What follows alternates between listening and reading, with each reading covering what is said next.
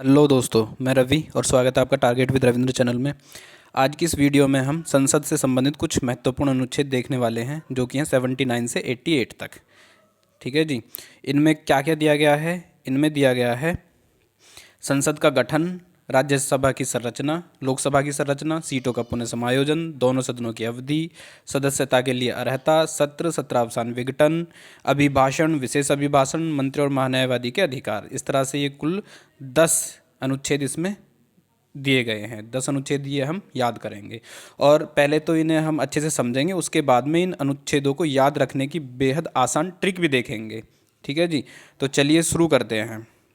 सबसे पहले मोटे मोटे तौर पर हम समझे लेते हैं, इन्हें मोटा मोटी तौर पर हम देखे लेते हैं। ये जो है देखो, संसद का गठन दिया गया है अनुच्छेद 79 में, राज्यसभा की संरचना अनुच्छेद 80 के अनुसार, लोकसभा की संरचना अनुच्छेद 81 के अनुसार, सीटों का पुनः समायोजन अनुच्छेद 82 के अनुसार, दोनों सदनों की अवधि कितनी होगी, अवधि तो ये दिया गया अनुच्छेद 83 में। सदस्यता के लिए अर्हता, मतलब जो संसद के दोनों सदनों के जो सदस्य होंगे वो कौन हो सकता है, उनकी अर्हता क्या होंगी, वो अनुच्छेद 84 में दिया गया है। फिर संसद के जो राज्यसभा या लोकसभा हैं उनके बारे में दिया गया कि उनका सत्र, सत्रावसान, विघटन अनुच्छेद 85 में। फिर राष्ट्रपति का अभिभाषण दिया गया अनुच्छेद 86 में, राष्ट्रपति का विशेष अभिभाषण दिया गया अनुच्छेद 87 में, और मंत्रियों और महान्यायवादी के जो अधिकार हैं वो दिए गए हैं अनुच्छेद 88 में। संसद से संबंधित अधिकार ये इनके। ठीक है जी। तो थोड़ा सा अब इन्हें अच्छे से और जाने लेते हैं, अच्छे से एक्सप्लोर कर लेते हैं। सबसे पहले हम देखेंगे संसद का गठन अनुच्छेद 79 में दिया गया है। अनुच्छेद 79 में दिया गया संसद का गठन। इसमें दिया है कि संघ के लिए एक संसद होगी। ठीक है जी। और जिसका जो निर्माण है, संसद का निर्माण मिलके होगा राष्ट्रपति, राज्यसभा और लोकसभा के द्वारा। संसद के ये 3 अंग हैं, इनके द्वारा ही संसद बनती है। तीनों के द्वारा संसद बनती है। ये एग्जाम में क्वेश्चन कई बार पूछा भी गया है कि संसद में कौन सम्मिलित है। तो संसद में सम्मिलित है राष्ट्रपति, राज्यसभा और लोकसभा। ये तीनों को मिलाकर ही संसद का निर्माण होता है। ठीक है जी। इस तरह से ये अनुच्छेद 79 में दिया हुआ है संसद का संगठन। नेक्स्ट है फिर दूसरा अनुच्छेद 80। इसमें दिया गया है राज्यसभा की संरचना, कि राज्यसभा की संरचना किस प्रकार की होगी, किस तरह से होती है, वो दिया गया है। सबसे पहले इसमें बताया गया है कि राष्ट्रपति द्वारा 12 सदस्यों को नामित किया जाएगा। ठीक है जी। ये इसमें दिया गया है अनुच्छेद 80 में। और राज्य और संघ राज्य क्षेत्रों से 238 प्रतिनिधि इसमें नियुक्त होंगे, निर्वाचित होंगे। ठीक है जी। नियुक्त नहीं, निर्वाचित होंगे। राज्य और संघ राज्य क्षेत्रों से कुल 238 प्रतिनिधि इसमें निर्वाचित होंगे। इस तरह से टोटल जो 250 इसकी 250 इसकी सदस्य संख्या होती है राज्यसभा की। 238 ये और 12 वो। ठीक है जी। और इसी में अनुच्छेद 80 में ही बताया गया है कि सीटों का जो आवंटन है, मतलब राज्यसभा के लिए जो सीटों का आवंटन है वो अनुसूची 4 के अनुसार होगा। ठीक है ना, मतलब किस राज्य को कितनी सीट दी जाएंगी राज्यसभा में, इसका जो आवंटन है वो अनुसूची 4 के अनुसार होगा। ठीक है जी।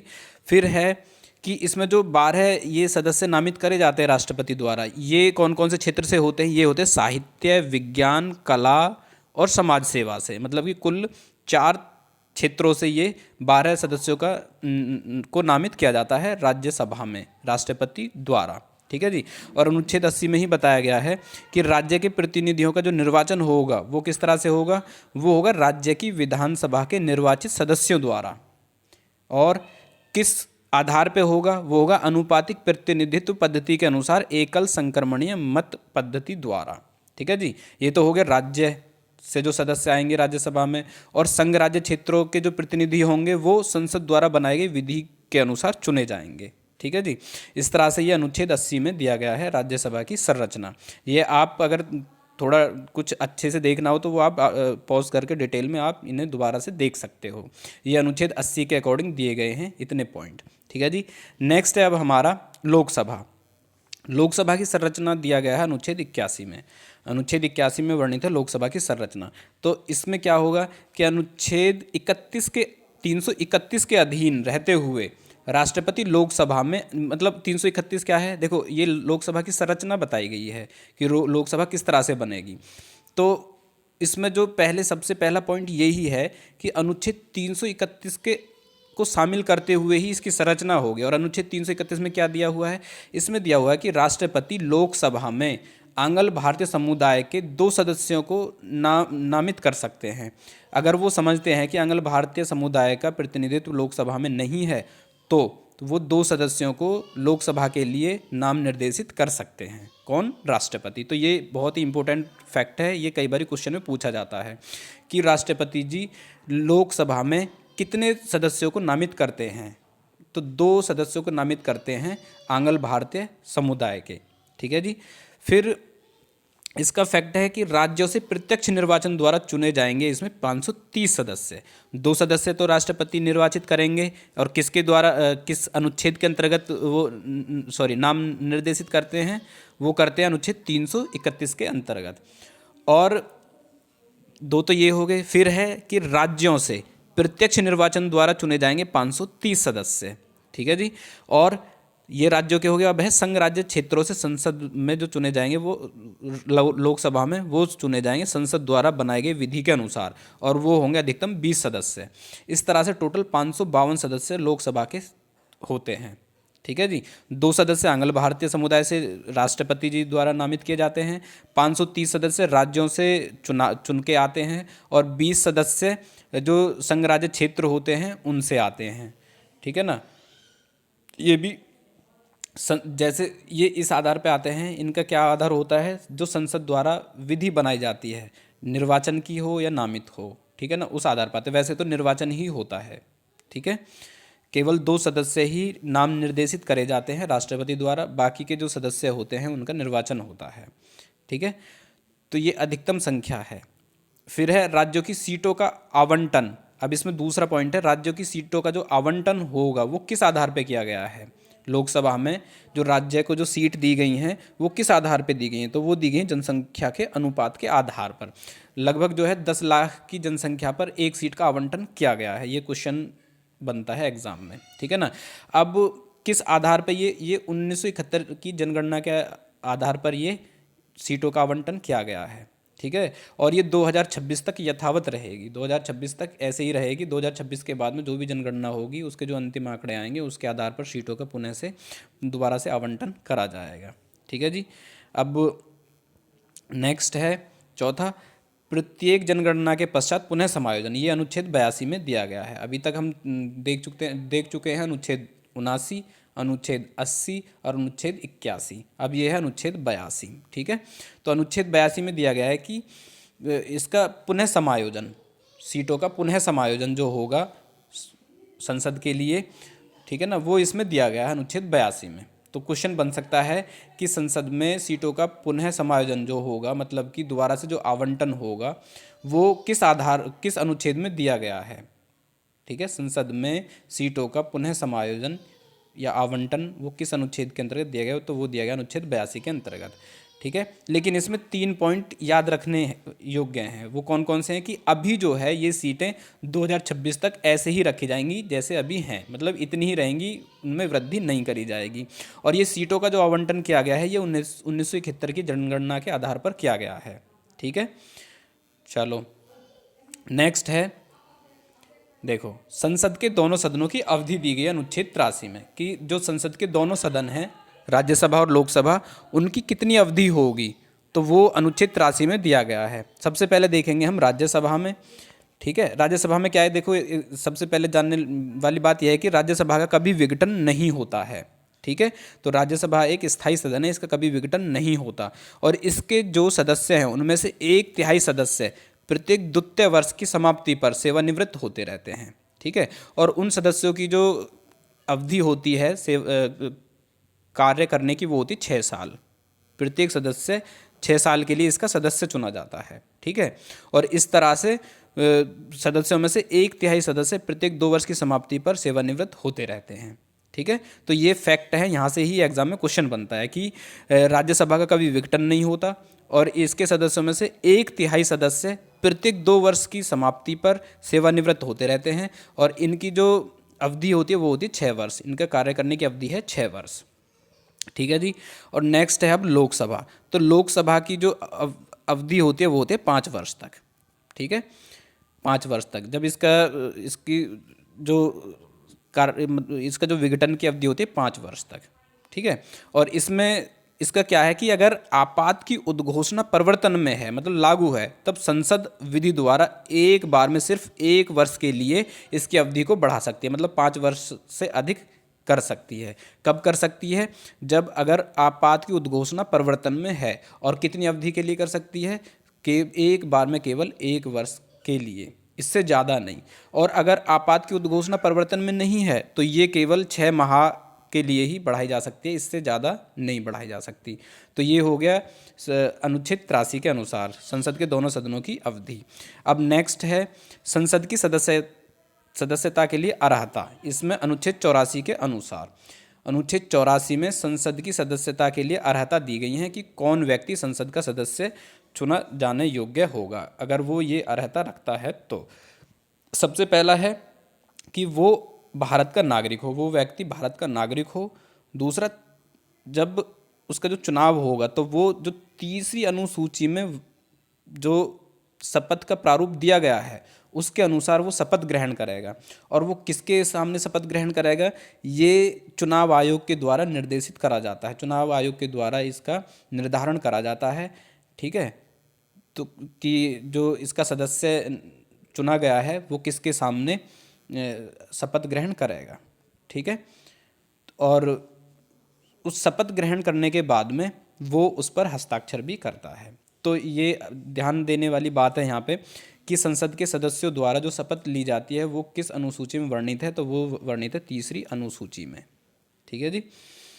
अब दूसरा पॉइंट है कि राज्यसभा में अगर किसी व्यक्ति को चुना जाना, मतलब राज्यसभा का सदस्य होने के लिए उस व्यक्ति की न्यूनतम आयु 30 वर्ष की होनी चाहिए, ठीक है। और ऐसे ही लोकसभा का सदस्य चुना जाने के लिए उस व्यक्ति की न्यूनतम आयु 25 वर्ष होनी चाहिए, मतलब वो 25 वर्ष का हो चुका हो लोकसभा का सदस्य बनने के लिए, ठीक है। और कुछ अन्य अर्हताएं भी होंगी, वो अर्हताएं होंगी जो संसद निर्धारित करे, जो संसद विधि द्वारा निर्धारित करे, वो अर्हताएं भी उसमें होनी जरूरी हैं, ठीक है। इस तरह से 3 अर्हताएं होना जरूरी है। चलिए नेक्स्ट है अनुच्छेद 85। अनुच्छेद 85 में दिया गया है संसद के जो सदन है उनका सत्र, सत्रावसान और विघटन। इसमें ये बताया गया अनुच्छेद 85 में। तो सबसे पहले कि राष्ट्रपति जी द्वारा संसद के प्रत्येक सदन का जो अधिवेशन होगा, सदन को अधिवेशन के लिए आहूत किया जाएगा, मतलब प्रत्येक सदन का जो अधिवेशन है वो किसके द्वारा आहूत किया जाता है? वो किया जाता है राष्ट्रपति द्वारा, ठीक है। और जो इसका जो अधिवेशन होता है उसके जो दो सत्र होंगे उनके बीच 6 माह से अधिक का अंतर नहीं होना चाहिए, ठीक है। मतलब जो 2 सत्र होंगे, संसद के जो 2 सत्र होंगे उनका जो बीच का जो अंतर होगा वो 6 माह से अधिक का नहीं होना चाहिए, ठीक है। और इसमें नेक्स्ट पॉइंट है कि राष्ट्रपति समय समय पर सदनों का या किसी सदन का सत्रावसान कर सकते हैं, ठीक है। वो बैठक कर सकते हैं, बैठक करेंगे सत्रों की 1 वर्ष में 2 बार, ठीक है। और उनका सत्रावसान कर सकते हैं वो, और सत्रावसान मतलब कि उन्हें क्या कर सकते हैं, वो कुछ समय के लिए स्थगित कर सकते हैं, कुछ समय के लिए स्थगित नहीं, कुछ समय के लिए उनका अब सत्रावसान कर सकते हैं, यही समझ लो आप कि सदनों का वो, दोनों सदनों का या किसी एक सदन का वो सत्रावसान कर सकते हैं, ठीक है।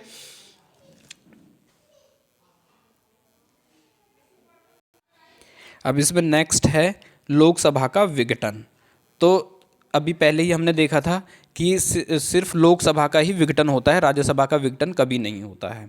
तो राष्ट्रपति द्वारा ही लोकसभा का विघटन करा जाता है। तो सत्रावसान और विघटन ये राष्ट्रपति के द्वारा ही किए जाते हैं अनुच्छेद 85 के अनुसार। नेक्स्ट है अनुच्छेद 86। इसमें दिया गया है कि सदनों में अभिभाषण का और उनको संदेश भेजने का राष्ट्रपति का अधिकार, ये अनुच्छेद 86 में दिया गया है। तो इसमें 2 पॉइंट याद रखने योग्य है, वो है कि एक सदन या एक साथ दोनों सदनों में अभिभाषण कर सकते हैं राष्ट्रपति जी, ठीक है। या तो एक सदन में या दोनों सदनों में एक साथ अभिभाषण कर सकते हैं। और दूसरा, किसी लंबित विधेयक पर विचार हेतु संदेश भेज सकते हैं सदनों में। तो वो उम्मीद करेंगे कि उस विधेयक पर शीघ्र ही कार्रवाई की जाए, सुनवाई की जाए, ठीक है। तो इस तरह से अभिभाषण का अधिकार होता है राष्ट्रपति जी को अनुच्छेद 86 के अनुसार। नेक्स्ट है राष्ट्रपति का विशेष अभिभाषण, अब इसमें अनुच्छेद 87 में दिया गया है इनका विशेष अभिभाषण। अब विशेष अभिभाषण किस लिए होता है कि लोकसभा के लिए प्रत्येक साधारण निर्वाचन के पश्चात, ठीक है, ये होता है लोकसभा के लिए अगर साधारण निर्वाचन हुआ है तो ऐसे प्रत्येक साधारण निर्वाचन के पश्चात राष्ट्रपति का विशेष अभिभाषण होता है। और प्रथम सत्र के आरंभ में विशेष अभिभाषण होता है, प्रत्येक वर्ष के प्रथम सत्र के आरंभ में विशेष अभिभाषण होता है। इस तरह से एक साथ संवेद संसद के दोनों सदन, मतलब जो दोनों सदन के संसद के जो दोनों सदन हैं उनमें उनका अभिभाषण होगा, ठीक है। एक साथ संवेद संसद के दोनों सदनों में अभिभाषण करेंगे कौन, राष्ट्रपति जी, ठीक है। और संसद को उसके आह्वान के कारण बताएंगे और क्यों संसद बुलाई गई है, बैठाई अभिभाषण किया जा रहा है उसके कारण भी बताए जाएंगे, ठीक है। संसद को उसके आह्वान के मतलब बुलाने के कारण भी बताए जाएंगे, ठीक है। नेक्स्ट है अनुच्छेद 88। अनुच्छेद 88 में दिया गया और ये लास्ट अनुच्छेद है इसका। फिर इसके बाद में हम इन अनुच्छेदों को ट्रिक से याद करेंगे, ट्रिक देखेंगे इनके लिए, बहुत ही आसान ट्रिक है, ठीक है। तो आशा कर रहा हूँ कि आपको वीडियो पसंद आ रही होगी, तो साथ के साथ लाइक करते चलें, शेयर कर दें और चैनल भी सब्सक्राइब कर लें, जिससे कि आपको जैसे ही हम कोई लेटेस्ट वीडियो अपलोड करें तो तुरंत आपको नोटिस मिल जाए, ठीक है जी। तो चलिए आगे देखते हैं हम। यह है अनुच्छेद 88। अनुच्छेद 88 में दिया गया है कि सदनों के बारे में मंत्री और महान्यायवादी के अधिकार दिए गए हैं, ठीक है जी। जो दोनों सदन हैं राज्यसभा और लोकसभा, उनके बारे में मंत्रियों और महान्यायवादी के अधिकार दिए गए हैं अनुच्छेद 88 में, ठीक है। वो कौन से अधिकार हैं, वो ये है कि किसी भी सदन में, चाहे वो राज्यसभा हो या लोकसभा हो, ठीक है, सदन की किसी संयुक्त बैठक में, ठीक है, और संसद की किसी समिति में अगर वो उसके सदस्य हैं तो बोल सकते हैं और उसकी कार्यवाही में भाग ले सकते हैं कौन, मंत्री और महान्यायवादी। किस किस में, संसद के किसी भी सदन में, उनकी संयुक्त बैठक में और उस समिति में जिसके वो सदस्य हैं उसमें बोल सकते हैं और उसकी कार्यवाही में भाग ले सकते हैं कौन, मंत्री और महान्यायवादी, ठीक है। लेकिन ये यहाँ पे ये नोट करने वाली बात है कि उन्हें इस तरह से सिर्फ बोलने और कार्यवाही में भाग लेने का अधिकार होगा, मत देने का अधिकार नहीं होगा उन्हें, ठीक है जी। तो इस तरह से हमने 79 से 88 तक जो अनुच्छेद दिए गए हैं संसद के बारे में वो हमने देख लिए हैं डीपली। अब इन्हें याद करने की हम एक ट्रिक देखेंगे सॉरी। तो ट्रिक है हमारी, देखो, सरल समासा और विशेष अधिकार। बस आपको ये सेंटेंस 10-12 बार दोहराना है, ठीक है, ये याद करना है आपको सेंटेंस। तो इसे याद करने के बाद में आपको 79 से 88 तक अनुच्छेद याद हो जाएंगे बिल्कुल, बार बार उन्हें याद करने की आपको ज़रूरत नहीं पड़ेगी। तो ये कौन सा सेंटेंस है, सरल समासा और विशेष अधिकार, सरल समासा और विशेष अधिकार। सिर्फ यहाँ पे और जो है ये साइलेंट है, बाकी सभी का मीन है। सरल समासा और विशेष अधिकार बहुत ही इजी सेंटेंस है। अब इसे हम एक्सप्लोर कर लेते हैं ट्रिक को। देखो, सरल जो है इसके अलग अलग अक्षर करने पे ये हमें बनते हैं यहाँ पे से, रे, ले। तो से हो गया संसद जो कि 79 में दिया गया है, ठीक है जी, संसद का गठन।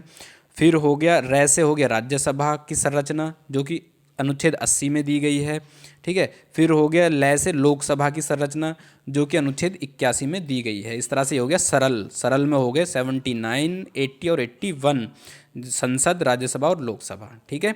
अब नेक्स्ट आता है हमारा समा, ये वाला समा। तो समा क्या है, SM जो है ये SM से मतलब है समायोजन या पुनः समायोजन, मीन्स प्रत्येक जनगणना के पश्चात पुनः समायोजन, सीटों का पुनः समायोजन किसमें, संसद में, ठीक है। तो SM से हो गया समायोजन जो कि अनुच्छेद 82 में दिया गया है, ठीक है। फिर इसका जो A है पहला, उससे हो गया अवधि, ठीक है, पहले A से हो गया अवधि जो कि अनुच्छेद 83 में दिया गया है, संसद के दोनों सदनों की अवधि, ठीक है। फिर नेक्स्ट A जो दिया गया है इसमें हो गई अर्हताएँ, मीन्स संसद की सदस्यता के लिए अर्हताएँ, और ये अनुच्छेद 84 के अनुसार है, क्रम से ही ये अनुच्छेद दिए गए हैं, ठीक है जी। फिर अब है यहाँ पे हमारा सा। तो सा के लिए से हो गया सत्र, सत्रावसान और विघटन, ठीक है जी, सत्र, सत्रावसान और विघटन जो कि अनुच्छेद 85 में दिया गया है। और सा का आ हो गया अभिभाषण, ठीक है, जो कि अनुच्छेद 86 में दिया गया है। अभिभाषण, किसके अभिभाषण, राष्ट्रपति दोनों सदनों में अभिभाषण का और उनको संदेश भेजने का राष्ट्रपति का अधिकार। ठीक है जी। तो ये हो गया ए में अभिभाषण। फिर और तो मैंने बताया था साइलेंट है। अब यहाँ पे विशेष मीन्स विशेष अधिकार, अनुच्छेद 87 में दिया गया है विशेष अधिकार, विशेष अभिभाषण, सॉरी, अनुच्छेद 87 में दिया गया है विशेष से बनाएंगे हम विशेष अभिभाषण। किसके लिए विशेष किसका विशेष अभिभाषण? यह है राष्ट्रपति का विशेष अभिभाषण अनुच्छेद 87 में। ठीक है, तो विशेष से हो गया हमारा विशेष अभिभाषण राष्ट्रपति का अनुच्छेद 87 के अनुसार। और अधिकार से हो गया अनुच्छेद 88 के अनुसार सदनों के बारे में मंत्रियों और महान्यायवादियों के अधिकार। ठीक है, इस तरह से ये हमारे 79 से 88 अनुच्छेद कंप्लीट हो जाते हैं। ट्रिक को एक बार आप दोबारा से देख लें, एक बार क्या जितनी मर्जी बार आप उतनी मर्जी बार देख लेना। ठीक है, बस आपको ये सेंटेंस याद करना है और ये देखना है कि ये 79 से 88 तक अनुच्छेद दिए गए हैं और ये क्रम से हैं। यहाँ पे सिर्फ और साइलेंट है। सरल के लिए 3 अनुच्छेद हैं। ठीक है, समा के लिए 3 अनुच्छेद हैं इसके लिए। ठीक है, सा के लिए 2 हैं, 2 अक्षर आ रहे हैं, और इनके लिए बाकी विशेष के लिए 1 और अधिकार के लिए 1 है। ठीक है जी, तो इस तरह से ये जो ट्रिक है वो अनुच्छेद 79 से 88 तक के लिए दी गई है। ठीक है जी, तो आशा करता हूँ आपको वीडियो पसंद आई होगी। लाइक करना, शेयर करना और चैनल सब्सक्राइब कर लेना और बेल आइकन भी ज़रूर प्रेस कर लेना, जिससे कि आपको लेटेस्ट वीडियोस के नोटिफिकेशंस तुरंत मिले जैसे ही हम अपलोड करें। ठीक है जी, तो पूरा वीडियो देखने के लिए बहुत बहुत धन्यवाद।